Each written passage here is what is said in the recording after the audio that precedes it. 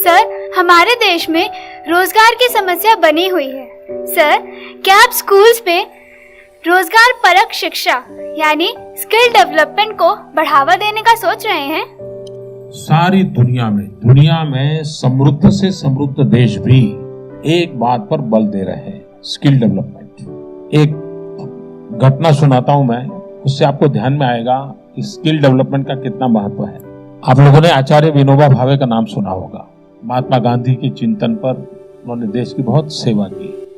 उनके एक साथी थे दादा धर्माधिकारी, वो भी बड़े चिंतक थे।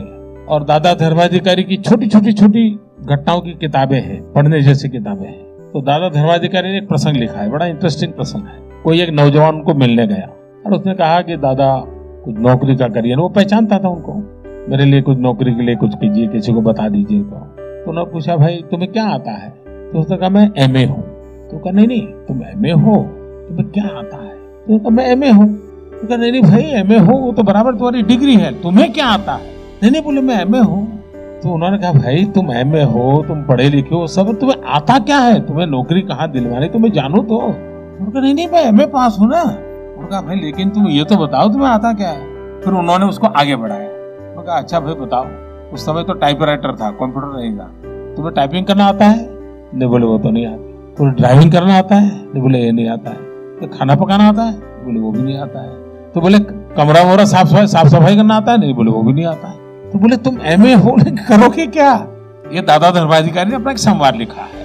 कहने का मतलब ये है कि हमारे पास डिग्री हो, उसके साथ साथ हाथ में हुनर होना बहुत जरूरी है, स्किल होना बहुत जरूरी है। और इसलिए हर बालक के व्यक्तित्व के विकास के साथ उसको स्किल डेवलपमेंट का अवसर मिलना चाहिए।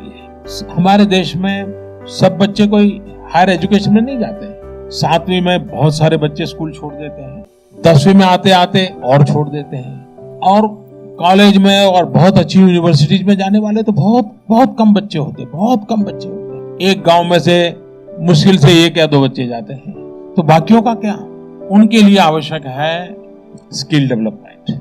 अच्छा, दूसरी तरफ क्या है? एक तरफ नौजवान है, बेचारा रोजगार नहीं, और दूसरी तरफ आपके घर में नलके में गड़बड़ है और आपको प्लम्बर चाहिए तो प्लम्बर मिलता नहीं, आपको अच्छा ड्राइवर चाहिए, ड्राइवर मिलता नहीं। क्यों?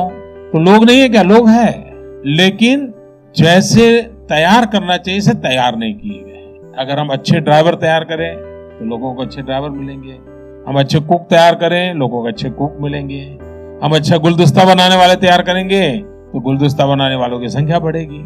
स्किल डेवलपमेंट ये विकास के लिए, किसी भी नौजवान को रोजगार के लिए, किसी भी देश के लिए ये बहुत ही आवश्यक। दूसरा, स्किल डेवलपमेंट नॉन नेसेसरी कि इसी लेवल का हो, रिक्वायरमेंट के अनुसार हो सकता है। जिस क्षेत्र में औद्योगिक विकास होता है तो जिस प्रकार के लोगों की जरूरत पड़ती है, अब जैसे मैं जब गुजरात में था तो नैनो कार वहां बनना शुरू हुई, तो मैंने उनसे कहा, मैंने कहा ये अगल बगल के जो ITI की है उसमें आप अपना एक सिलेबस शुरू कीजिए ऑटोमोबाइल का, नैनो वाले ही करें, और वहां के बच्चों को आप ऑटोमोबाइल का ITI का ट्रेनिंग दीजिए।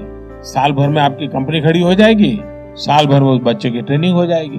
तो उन्होंने सारे कोई 15-20 किलोमीटर के रेंज में जितने ITIs थे वो ले लिए और वहां के बच्चों को ऑटोमोबाइल पढ़ाना शुरू किया।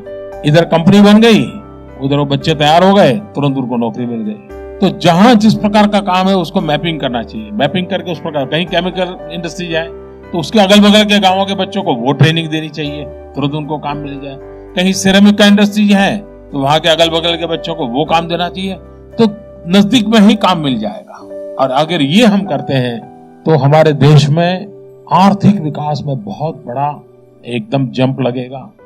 हमारे देश में रोजगारी ये सबसे प्राथमिक बात है, और रोजगारी के लिए डिग्री के साथ स्किल का भी उतना ही महत्व है। और ये अगर हम करने में सफल हुए, आने वाले दिनों में जो हमने कार्यक्रम उठाए हैं उसी बात को लिए ये सरकार ने अपना स्किल डेवलपमेंट का एक अलग मिनिस्ट्री बनाया है, अलग मंत्री बनाया है। तो उसको लेकर के हम फोकस एक्टिविटी कर रहे हैं और जिसका परिणाम बहुत ही निकट भविष्य में देखने को मिलेगा। थैंक यू बेटा, थैंक यू।